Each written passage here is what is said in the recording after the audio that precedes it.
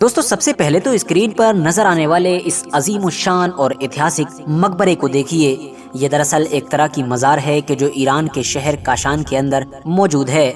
अब अगर मैं आप लोगों से ये सवाल पूछूं कि भाई बताइए ये मकबरा यानी कि ये अजीम शान मज़ार किसकी है, तो आप में से ज़्यादातर लोगों का जवाब होगा कि ये मज़ार या तो किसी सुन्नी और शिया स्कॉलर की होगी या फिर हो सकता है कि किसी मुस्लिम सूफी बुजुर्ग की होगी, क्योंकि आमतौर पर दुनिया के लगभग सभी इलाकों में सूफी बुजुर्गों की ही मज़ारें पाई जाती हैं। मगर जरा सोचिए कि अगर मैं आप लोगों से कहूं कि ये आलीशान और ऐतिहासिक दिखने वाली मज़ार ना तो किसी मुस्लिम आलिम यानी कि स्कॉलर की है और न ही किसी सूफी बुजुर्ग की है, बल्कि ये मज़ार तो मशहूर इंसान अबू लुलु फिरोज की है कि जिसने किसी दौर में इस्लाम के दूसरे खलीफा यानी कि हज़रत उमर फारूक आज़म रदियल्लाहु ताला अन्हु को कत्ल किया था, तो आप लोगों को कैसा महसूस होगा। यकीनी तौर पर यह सुनकर आप लोग चौंक गए होंगे, क्योंकि पर्सनली जब मैंने भी पहली बार इस चीज़ के बारे में सुना था और इस चीज़ के बारे में पढ़ा था और इस चीज़ को देखा था तो पूरी तरह से हिल कर रह गया था। हाँ दोस्तों, आप लोग बिल्कुल सही सुन रहे हैं। ईरान देश के मशहूर शहर काशान के अंदर मौजूद ये आलीशान इमारत कुछ और नहीं बल्कि उसी अबू लुलु फिरोज की कब्र, उसी अबू लुलु फिरोज का मकबरा है कि जिसने किसी दौर में बड़ी दर्दनाक और जालिमाना तरीके से इस्लाम के दूसरे खलीफा यानी कि हजरत उमर को शहीद किया था। मगर दोस्तों अब सवाल यही है कि आखिर हजरत उमर जैसे एक ताकतवर इंसान के जिनकी ताकत का आलम तो ये था कि इनके ही दौर में दुनिया की दो बड़ी सुपर पावर यानी कि रोमन और फारस को पूरी तरह से पलट कर रख दिया गया था, ऐसे ताकतवर हुक्मरान को भी अबू लुलु नाम के इस इंसान ने क्यों शहीद किया था। साथ ही साथ सवाल ये भी है कि आखिर हजरत उमर जैसे इंसान के जिनकी सादगी और इंसाफ पसंदी की मिसालें दी जाती हैं, उनसे इस इंसान की दुश्मनी क्या थी। और अगर अबू लुलु नाम के इस इंसान ने उनको शहीद कर भी दिया था तो आखिर क्या वजह है कि आज 1300-1400 साल गुजर जाने के बाद भी एक मुस्लिम ही देश में हजरत उमर फारूक आजम के कातिल की मज़ार मौजूद है। न सिर्फ मज़ार बल्कि एक ऐसा आलीशान और ऐतिहासिक मकबरा कि जिसको देखने के लिए लोग दूर दूर से चल कर आते हैं। तो चलिए आज की इस वीडियो में हम इस मामले से जुड़े लगभग सारे ही सवालों के जवाब जानने की कोशिश करते हैं। RH नेटवर्क की नॉलेजेबल फ्रेंड्स, ऐतिहासिक तौर पर अबू लुलु फिरोज नाम का ये इंसान दरअसल फारसी फौज का एक सिपाही हुआ करता था, जिसको बैटल ऑफ कादसिया में फारसियों की हार के बाद मदीने में गुलाम बना कर लाया गया था। वैसे तो इस इंसान के मजहब यानी कि रिलीजन के बारे में भी शिया और सुन्नी लोग बटे हुए हैं, जहां एक तरफ शिया ग्रुप के ज्यादातर स्कॉलर्स का ये मानना है कि अबू लुलु नाम का ये इंसान मुसलमान हो गया था और हजरत अली के तरफदारों में से हुआ करता था, तो वहीं दूसरी तरफ सुन्नी ग्रुप के स्कॉलर्स का ये मानना है कि दरअसल ये कभी भी मुसलमान नहीं हुआ था, बल्कि ये तो अपने पुराने ही धर्म यानी कि मजूसियत पर कायम था कि जिनको हम लोग आतिश परस्त यानी कि आग के पुजारी भी कहते हैं। फिलहाल इस बात पर तो सभी एग्री करते हैं कि ये एक मुनाफिक और कातिल इंसान था। जंगे कादसिया में पर्शियन एम्पायर की हार के बाद जब इसको कैदी बनाकर मदीना में लाया गया था तो ये गुलाम की हैसियत से मुगैरा बिन शैबा के हिस्से में आया था। इतिहासकार बताते हैं कि ये बहुत हुनरमंद इंसान था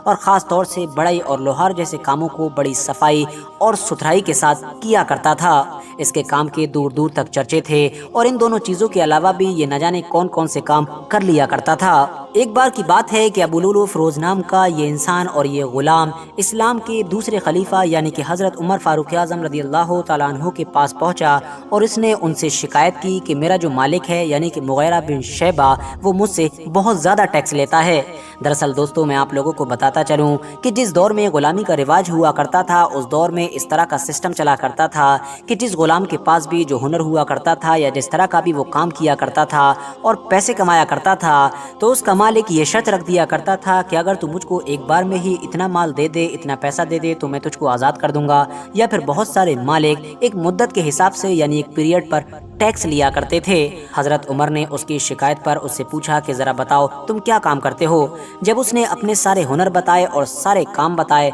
और अपनी अर्निंग यानी कि अपनी कमाई बताई, तो हजरत उमर ने कहा कि जिस हिसाब के तुम काम करते हो और जो जो तुम्हारे पास हुनर हैं उस हिसाब से तो ये टैक्स कुछ ज़्यादा नहीं है। ये जवाब सुनकर अबू लुलु के जो पहले से ही अंदरूनी तौर पर हजरत उमर से बहुत नफरत किया करता था, अब और भी ज्यादा गुस्से से भड़क उठा था। पहले से ही बेइंतहा नफरत करने की वजह ये थी क्योंकि وہ جانتا تھا کہ حضرت عمر ہی وہ انسان ہیں کہ جنہوں نے میرے مذہب کے لوگوں کی یا پھر میرے علاقے کے لوگوں کی پچھلی کئی صدیوں سے قائم یعنی کہ پرشین سلطنت کو پوری طرح سے ختم کر دیا، بلکہ اس کا نام و نشان ہی پوری دنیا سے مٹا دیا ہے۔ جاتے جاتے ابو لولو فیروز نام کے اس غلام انسان نے اسلام کے خلیفہ یعنی کہ حضرت عمر فاروق اعظم کو دھمکی بھی دی، مگر اس کے باوجود بھی حضرت عمر فاروق اعظم نے اس کو اگنور کر دیا۔ مگر پھر ایک دن اچانک سے فجر کی نماز کے وقت کہ جب مدینہ میں حضرت عمر فاروق اعظم ہمیشہ کی طرح مسلمانوں کی نماز کی امامت کر رہے تھے، تبھی یہ مسجد کے اندر پہنچا اور اس نے اپنے خنجر کی مدد سے ایک کے بعد ایک لگاتار حضرت عمر کے اوپر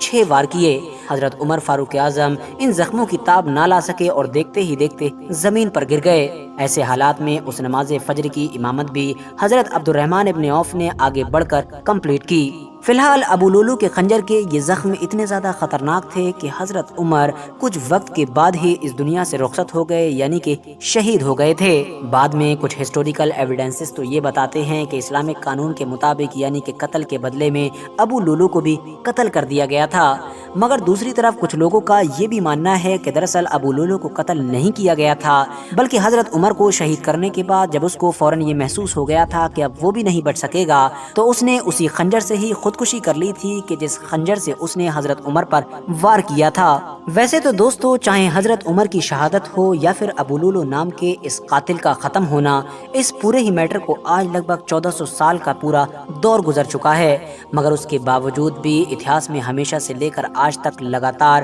ابو لولو نام کا یہ غلام اور قاتل انسان مسلمانوں کے دو گروپ یعنی کہ شیعہ اور سنیوں کے بیچ جھگڑے کی وجہ بنا ہوا ہے۔ سنی مسلمانوں کی طرف سے یہ دعویٰ کیا جاتا ہے کہ ایران کے مشہور شہر کاشان کے اندر یہ جو عالی شان عمارت بنی ہوئی ہے، یہ جو عالی شان مقبرہ یعنی کہ مزار بنی ہوئی ہے، یہ کسی اور کی نہیں بلکہ اسی ابو لولو فیروز کی ہے کہ جس نے حضرت عمر کو شہید کیا تھا۔ یہاں پر دنیا بھر کے الگ الگ علاقوں سے نہ صرف شیعہ لوگ اکٹھا ہوتے ہیں بلکہ اس انسان کے لیے مغفرت کی دعا کرتے ہیں۔ اتنا ہی نہیں، ہر سال جب بھی حضرت عمر کی شہادت کا دن آتا ہے، اس دن خاص طور سے ابو لولو نام کے اس انسان کے مقبرے پر باقاعدہ ایک پروگرام بھی کیا جاتا ہے۔ حالانکہ دوستو، دوسری طرف شیعہ گروپ کی طرف سے ہمیشہ ان دعووں کو خارج کیا جاتا ہے۔ وہ لوگ صفائی کے طور پر کہتے ہیں کہ یہ جو مقبرہ ہے، یہ جو مزار ہے، یہ دراصل قاتل حضرت عمر فاروق اعظم یعنی کہ ابو لولو فیروز کا نہیں ہے، بلکہ یہ تو ایک سنی ہی صوفی بزرگ کا ہے کہ جن کا صرف نام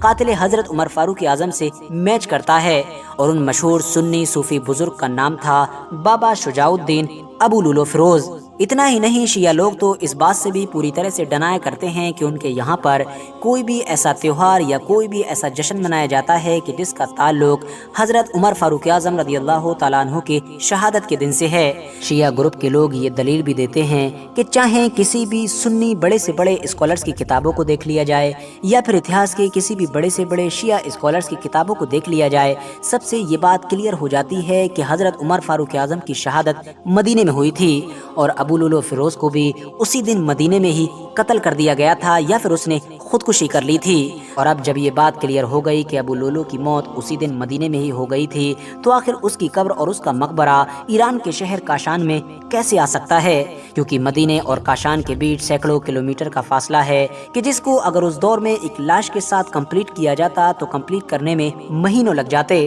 مگر دوستو، ان تمام دلیلوں کے باوجود بھی اگر آپ لوگ اس قبر کے بارے میں سرچ کریں گے اور اس قبر کے بارے میں انٹرنیٹ پر الگ الگ جگہوں سے پڑھنا شروع کریں گے تو آپ کو یہ محسوس ہوگا کہ کچھ نہ کچھ تو گڑبڑ ضرور ہے۔ وجہ یہ ہے کہ جب بھی آپ اس مقبرے کے بارے میں پڑھنے کی کوشش کریں گے تو آپ کو کہیں پر بھی وہ سنی بزرگ یعنی کہ بابا شجاع الدین کا ذکر تو نہیں ملے گا، مگر ہر جگہ اس مقبرے کے بارے میں یہی بتایا گیا ہوگا کہ یہ اسی ابو لولو فیروز کی قبر ہے کہ جس نے دوسرے خلیفہ یعنی کہ حضرت عمر کو شہید کیا تھا۔ اتنا ہی نہیں، پاسٹ میں بہت ساری بڑی بڑی آرگنائزیشنز، بہت ساری بڑی بڑی تنظیمیں اس مزار کو کرٹیسائز کر چکی ہیں اور اس کے خلاف ایکشن لینے کی ڈیمانڈ بھی کر چکی ہیں۔ ابھی کچھ سال پہلے ہی مصر میں موجود مسلمانوں کی سب سے مشہور یونیورسٹی یعنی کہ جامعہ ازہر نے بھی ایران کی گورنمنٹ سے اس مقبرے کو پوری طرح سے ختم کرنے کی اور اس کو گرانے کی مانگ کی تھی، جس کے دباؤ میں آ کر آخرکار ایران کی گورنمنٹ نے سن 2007 میں اس کو بند کرنے کا فیصلہ لیا تھا، اور تب سے ہی لگاتار یہ مقبرہ پوری طرح سے